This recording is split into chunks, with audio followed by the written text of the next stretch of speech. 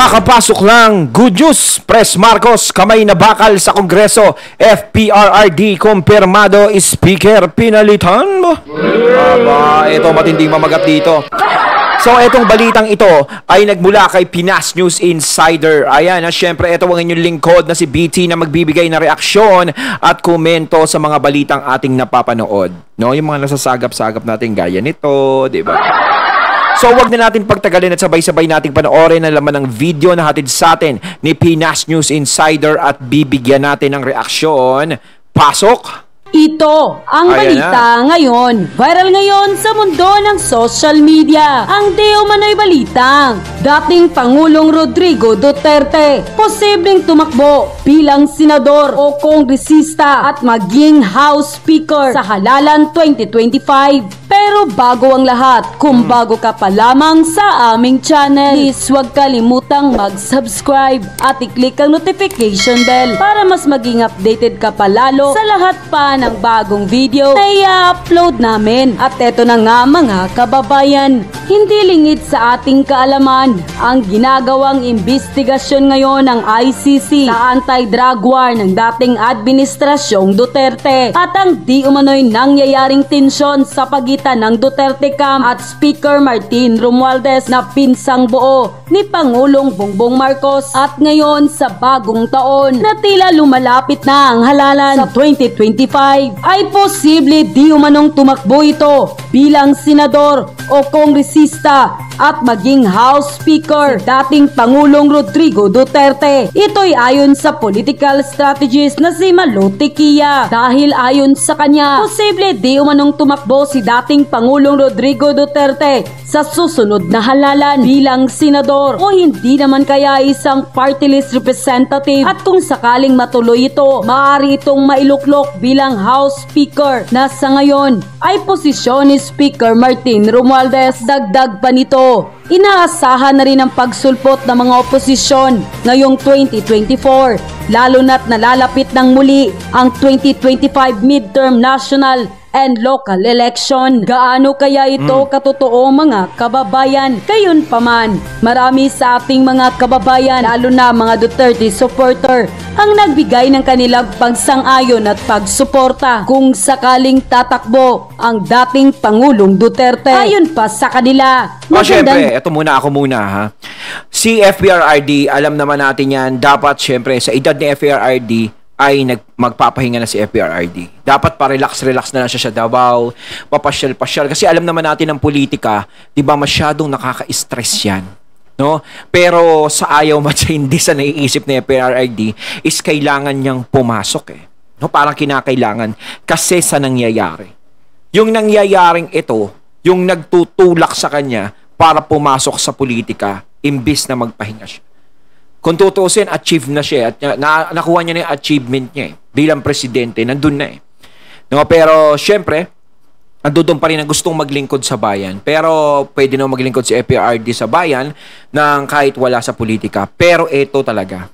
Kumbaga, kaya syempre nag-trigger din niya na ganyan na gusto niyang tumakbo.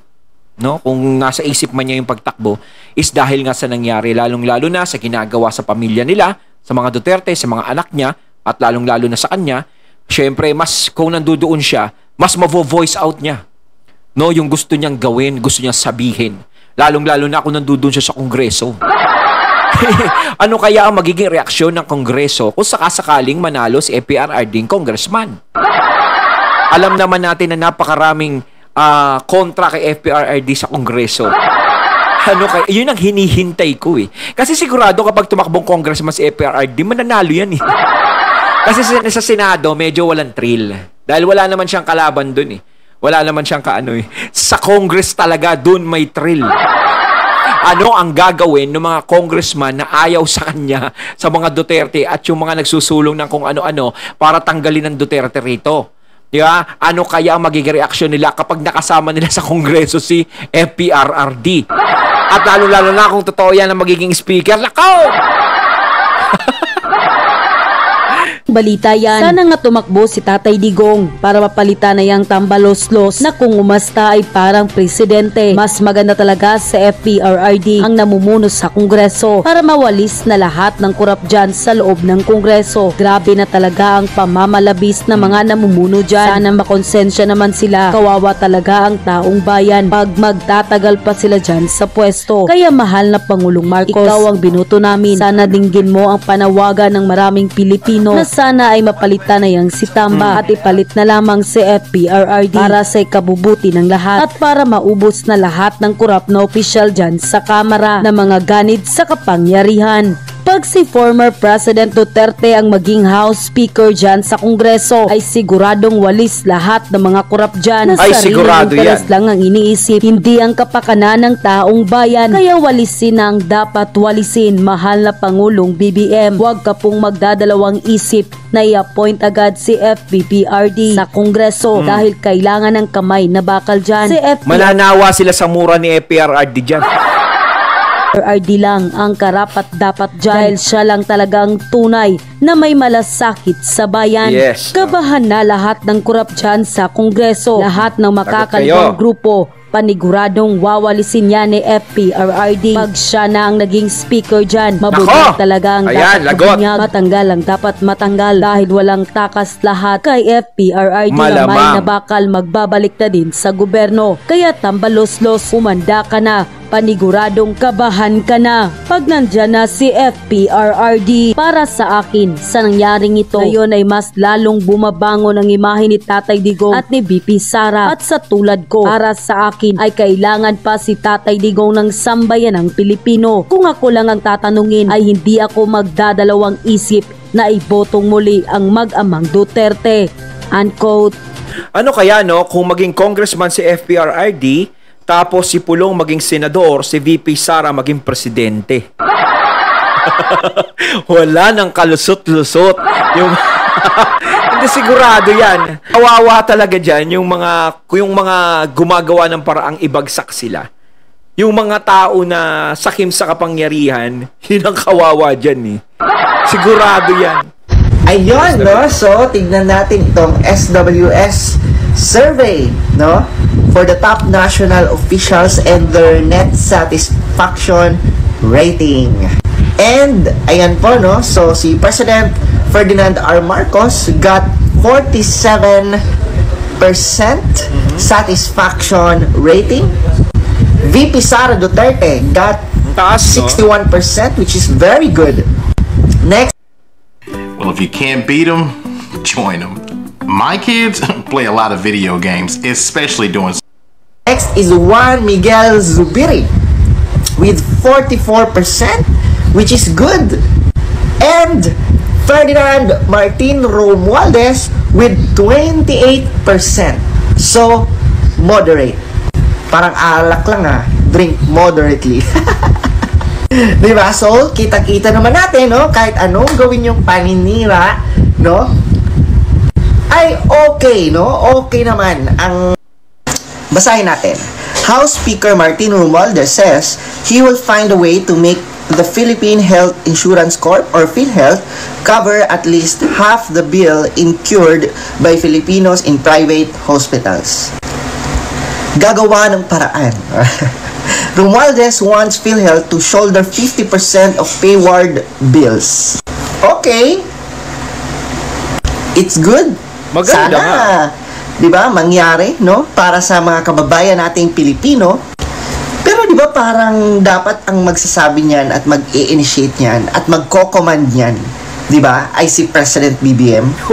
Hindi ko lang mawari mga lods kasi nagiging mouthpiece si Romualdez right now. Hindi, Mr. Real Talker, baka pag nanalo siyang president.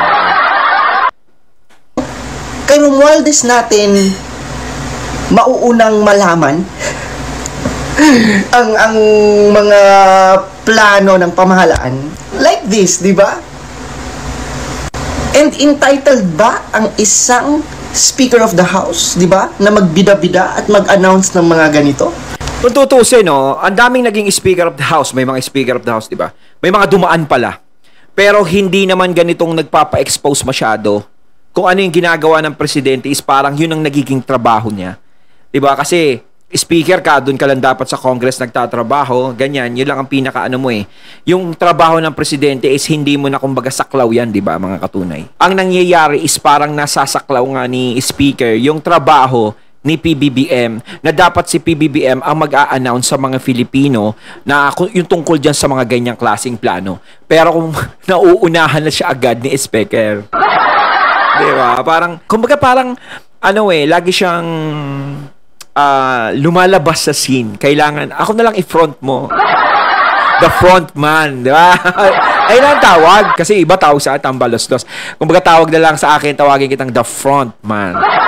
Ayan. Kasi sa totoo lang mga lord, sobrang obvious talaga. Di ba? Sa ilang years kong nakatira sa Pilipinas, ngayon lang talaga ako nakakita ng isang speaker na grabe, parang Superman. Halos lahat gusto niyang solusyonan. 'Di ba? Halos lahat gusto niya na magagaling sa kanya yung source. 'Di ba? Parang pinapakita nila sa tao right now na kay Romualdez yan. 'Di ba? Parang galing yan kay Romualdez. Yung mind conditioning, nagigets niyo ba mga lords?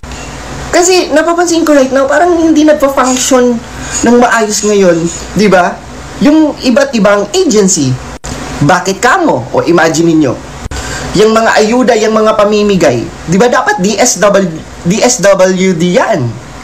Pero, anong nangyayari ngayon? Di ba? Sa nakikita natin, mukha ni Romualdez, hindi DSWD. Gawain ba niya yan? Di ba? Yung mga cash assistance, di ba? Yung mga paayuda, Speaker of the House siya. Dapat nasa, di ba? Nasa House of Representatives lang siya, gumagawa sila ng batas. Pero bakit parang ngayon siya ang spokesperson?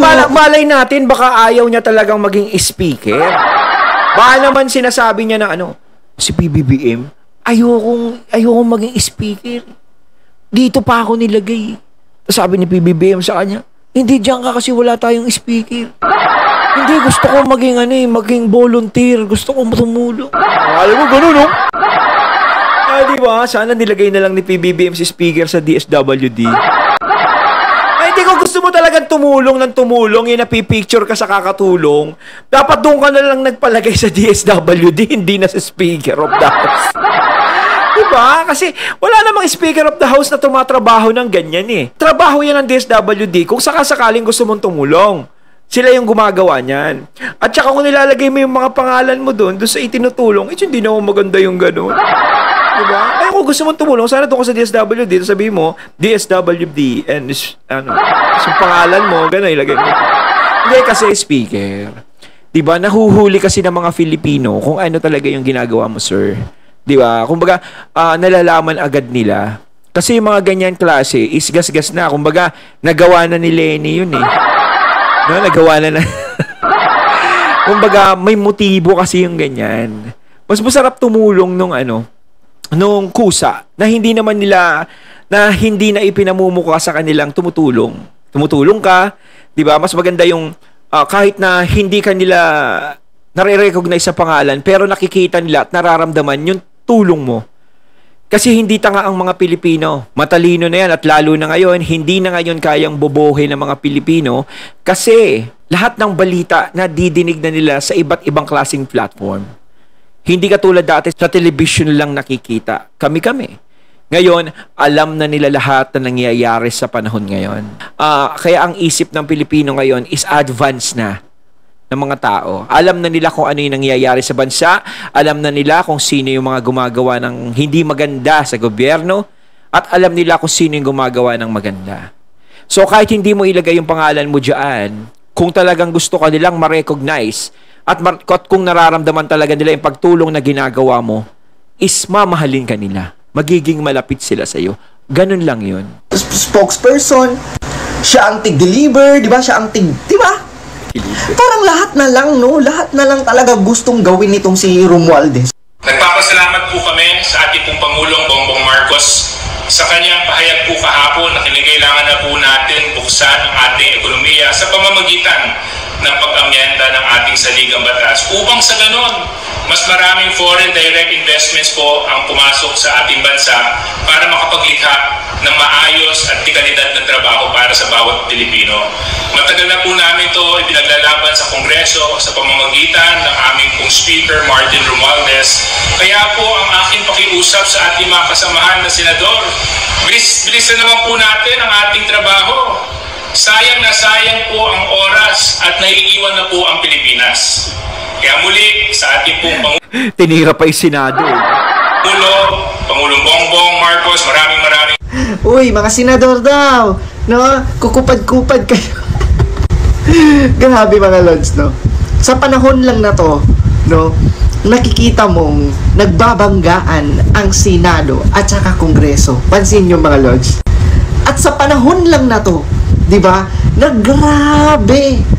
Grabe ang pangbabypass ng Kongreso sa Senado. Meaning, di ba? Kumbaga, makikita mo, parang ang naghahari-harian dito, no, ang mga Kongreso, no, or House of Representatives. Ang ikinapagtataka ko mga lods, bakit minamadali nila? And alam nyo, nakakatawa itong mga kongresista eh. Kasi sa totoo lang, palagi nilang ginagamit yung para to sa taong bayan. Para makatulong sa taong bayan. Diyos mio! Diba? Imagine niyo, wala pa ngayang charter change. Bilyon na ang pondo nyo, ang budget nyo. Doon pa lang dapat na ma-maximize nyo na yan. Doon pa lang dapat marami na kayong natutulungang mga Pilipino. Pero ano lang pinamimigay nyo? No? Ayuda. Diba? Aanin yan. No? Long term. No? Long term ang iisipin nating solusyon. And imagine niyo mga lods, no? Sa bilyon nilang pondo at budget. Sa totoo lang, yung iba naman dyan, wasted projects lang eh. Yung iba, gawa-gawa lang ng court, gawa-gawa lang ng basketball. Aanin natin yung basketball court. Oh. Di ba? Kasi normally, yung ibang mga kongresista, lalo na yung si Migs Nograles, pinagmamalaki pa niya yung, di ba? Yung mga paliga-liga nila o yung mga pinaggagawa nila. Mario Joseph, kahit barangay, kayang gawin niya.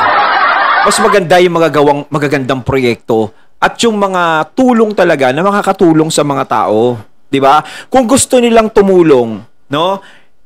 Hindi lang dahil sa mga ganyang simpleng bagay. No, maraming mga bagay, maraming mga paraan na pwede silang tumulong sa mga tao. 'Di ba? Lalong-lalo na ngayon, syempre, kailangan talaga ngayon ng tao, lalong-lalo na yung financial. Yung mga pangyayaring ganun. 'Di ba? Dapat tumutulong sila kung paano mapapababa yung mga ganyan, 'di ba? Pwede nilang gawin 'yon, no? Pwede silang magreklamo, pwede silang magganon, 'di ba? Pero sa ginagawa kasi nila, mas abala sila sa iba. Kung paano nila mapapag-isa yung botohan, ganyan, kung paano nila mape-pressure ang Senado. Kung tutusin, tahimik naman kasi ang mga Senado nun eh. 'Di ba? Hindi nagbabangga yan dalawang yan. Ngayon, nagbabangga na. At sinasabi na hindi nagtatrabaho ang Senado, nakikita naman natin, simula pa dati, nagtatrabaho yung mga senador na yan. Basketball court or ano pa dyan. Tutukan nyo na tumaas ang benepisyo ng mga trabahante nating Pilipino. Yun. At huwag nyo sabihin hindi enough ang pera. Kasi kayo nga nagwawaldas ng pera. Diba? Ayaw nyo nga Tama, yun ang ipaglaban nila, yung pagtaas ng sweldo ng mga tao. 'Di ba? Kung gusto nilang makatulong, yung tama yung sinabi ni Mr. Real Talker, yung long term. 'Di ba? Yun ang ipaglaban nila. Hindi yung ipaglaban nila is yung mga cha-cha, 'di ba? Tango, boogie. 'Di ba? Yung mas nakakatulong, yung mas makikitaan ng taong bayan na, okay pala tong Kongreso. 'Di ba? Talagang gumagawa sila ng paraan para matulungan tayo. Wala nakikita mo sa kanila ganyan, payabangan, paanuhan. Mas malakas kami sa Senado. Parang gusto kasi nila ipakita na ang Senado mahina. Hindi natin kailangan ng Senado. Ito lang kami, Kongreso. Okay na kami kahit walang Senado yan. Kaya tanggalin na natin. Parang gano'n nangyayari. Ayaw nyo nga ipa-audit. Tapos ngayon may trip na naman kayo. No, minamadali nyo yung cha-cha. At sure ba kayo? Yan lang ang rason nyo. Diba? Sure ba talaga na sa kapakanan talaga yan ng mga Pilipino at hindi kapakanan nyo? Hindi, kasi kapag binamadali, kung kapakanan ng Pilipino yan, hindi para madaliin yan eh. 'Di ba? dapat yung pag-aralan, process, kahit matagal, is okay lang sa kanila. Pero kung ang mga bagay na ganyan is minamadali, parang may ibang laman yan. Di ba? Bakit nyo minamadali? Diba? Aralin muna. Sabi nga ni President BBM, ang Senado na ang, di ba? Kumbaga, binigyan niya ng recommendation, no, na aralin at kumbaga himay-himayin at tignan, di ba, yung charter change. Di ba? Pero itong mga kongresista, atat na atat. Ewan ko, anong meron? Di ba? Ano bang meron? Prime Minister. Gusto niyo ipasa yan bago mag-eleksyon? Oo. Ay, naku. Malapit na raw kasi 2028 para magka-Prime Minister na tayo. Pupunta na lang ako sa ibang bansa. Ay, mag-migrate na lang tayo. Alam niyo mga lods, time can tell. Yes. Time can really tell. At mapagmatsyag tayo, no? At tingnan natin kung maipasa man nila yan, check natin mapagmatsyag tayo. Kapag no, nasali, no, doon sa or pag-amyenda ng konstitusyon, nasali doon ang pag-extend ng kanilang terms, ay alam na this. Alam na this. Alam na that. Diba? Alam na this.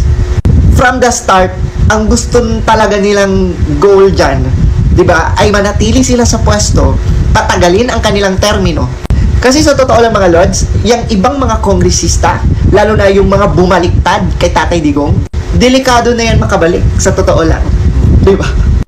Kaya gagawa-gawa kayo ng mga kung ano-ano, minamadali nyo yung mga kung ano-anong mga kaek-ekan nyo ko, no? Diba? Para sa sarili nyong kapakanan. Ayon, at ating natunghayan ng video na nagbula kay Pinas News Insider. At syempre natunghayan natin si Mr. Real Talker. Ayan, medyo nakakatakot yun, no? Kapag yun, naaprubahan. No? Kayo mga katunay, gusto nyo ba maaprubahan yung cha-cha-cha? Nako. Abangan na lang natin ang mga susunod na kabanata. Anong masasabi nyo tungkol dito mga katunay? Comment lang po kayo sa comment box. So once again, I'm BT and I'm out. Peace.